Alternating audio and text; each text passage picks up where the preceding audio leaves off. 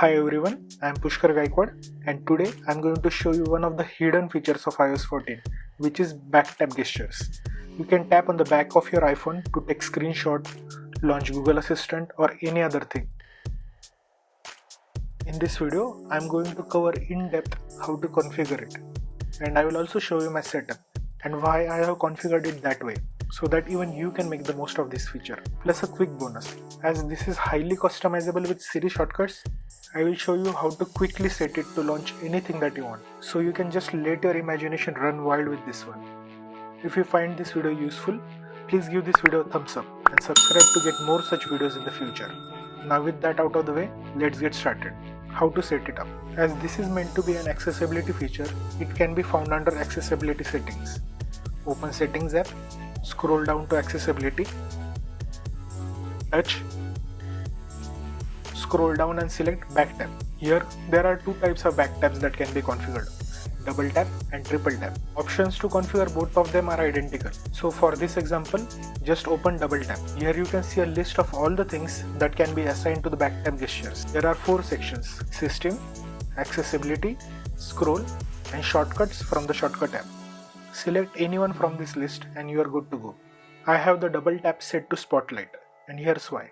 Because all the other options listed under system already have dedicated buttons or gestures, except spotlight, and they can be accessed from anywhere, whether you're on home screen or inside any other app. For app switcher, you can swipe up and hold. For control center, swipe down from the top right. To go home, swipe up on the navigation bar. To lock the screen, press the power button. To mute, there's a separate physical switch.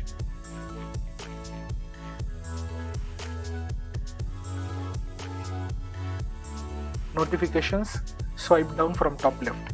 For reachability, swipe down on navigation bar. For screenshot, press and hold volume up and power button simultaneously. For shake, you can shake the device. For Siri, either long press the power button or just say, "Hey Siri." For volume up and down, surprise surprise, volume up and volume down buttons.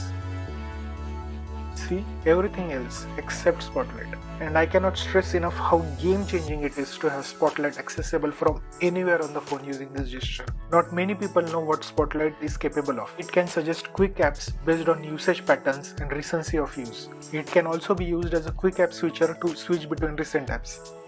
There are also Siri suggestions for actions, like to call people back, open a section of some app, or execute Siri shortcuts. But by far the most useful feature is this search interface. You can do quick conversions, convert currencies, or use as a quick calculator. Or just tap into the vast Siri knowledge to search about celebrities, movies and TV, or any general knowledge for that matter. Plus, if there's something that Siri doesn't know, it also has Google search inbuilt with auto-completion. This is just like the auto-completion that we are used to on the Google's website. You can also search for data from other apps like your notes, reminders, calendar, your shortcuts, or even your messages, WhatsApp and email. And the best part, you can do this from anywhere and inside any app. And once you are done looking up for the information, you can just swipe up to go back to whatever you are doing. If this doesn't convince you to use Spotlight more often, I don't know what will. I have the triple tap set to Google Assistant. However, there is no official way to launch Google Assistant or any other app directly. For this, we are making use of a workaround. Remember how we can also set the triggers to run Siri shortcuts? Yes, we are going to make use of that. For those of you who haven't used Siri shortcuts before, don't worry. I'm going to keep it beginner friendly, so you too can follow along. First of all, you will need the Siri Shortcuts app. It should be pre-installed on your phone. But if for some reason it's not there, you can download it from the App Store. However, make sure you download the right app, as there are some apps impersonating the Shortcuts app. So look for this app icon and the developer should be Apple. I will leave a link for the app in the description.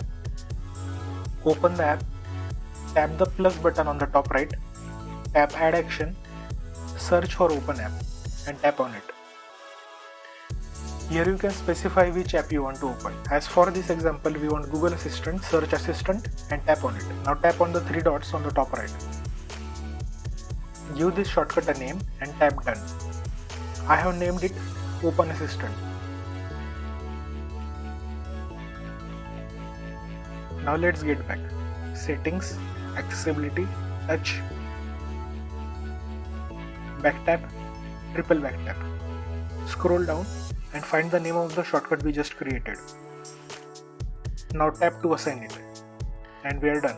Now you can triple backtap anywhere to launch Google Assistant. Why triple tap and not double tap for Assistant? The thing is, these double taps can be accidentally triggered. You don't want Assistant to be accidentally opened when you are not looking at the phone, as it can launch and do many things like calling, sending message, playing music, launch app, much more.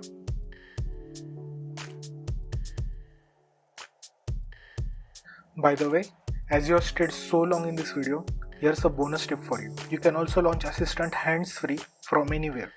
Just say, "Hey Siri, open Assistant," and it will run the shortcut that we had just created.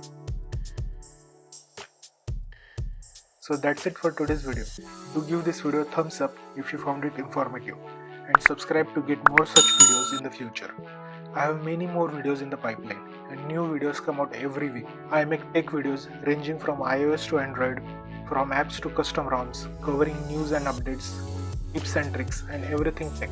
I also like to talk about science fiction, movies and comics. You can also follow me on other social platforms where I post even more frequently and post stories as soon as they happen. I am Pushkar Gaikwad and see you folks in the next one. Stay safe.